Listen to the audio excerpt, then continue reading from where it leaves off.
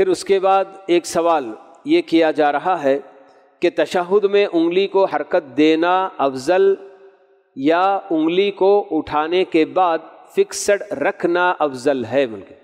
یا پھر دونوں سنت ہی ہیں بلکہ؟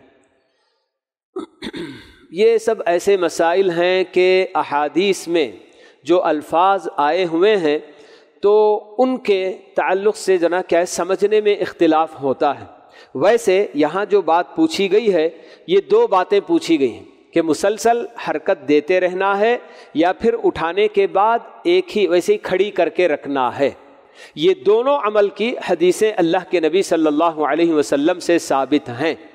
کہ انگلی اٹھانے کے بعد حرکت دیتے رہنا۔ اب یہ مسلسل حرکت دینا ہے یا ایک مرتبہ حرکت دے کر چھوڑ دینا ہے، اسے سمجھنے میں لوگوں کا اختلاف پایا جاتا ہے۔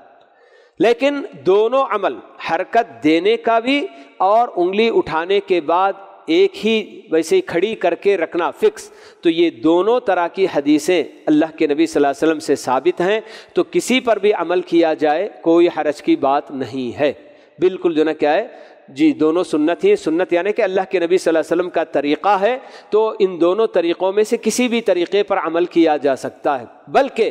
آدمی کو ایسا ہی کرنا چاہیے کہ جب آپ سے کسی ایک مسئلے میں ایک سے دو تین عمل ثابت ہوں تو باری باری بدل بدل کر کرنے کی کوشش کرنا چاہیے۔ جیسے دعائے استفتاح، جی نماز شروع کرتے وقت مختلف دعائیں آپ سے ثابت ہیں تو ہمیں وہ سب دعائیں یاد کر کے الگ الگ موقع سے کبھی کبھی کسی نماز میں الگ الگ ہم کو پڑھنا چاہیے جی۔ اور اسی طرح سے وضو کرتے وقت ہم لوگ یہی سمجھتے ہیں کہ ہر چیز تین بار دھونا بالکل ضروری، اسی کو وضو کہیں گے، اور اس سے کم ہو گیا زیادہ ہو گیا تو اس کا تو کوئی مسئلہ نہیں، لیکن کم ہونے پر کہتے ہیں کہ نہیں وضو نہیں ہوا، جبکہ اللہ کے نبی صلی اللہ علیہ وسلم صرف ایک بار بھی دھوئے ہیں، یا دو بار یا تین بار، زیادہ سے زیادہ 3 بار آپ نے دھویا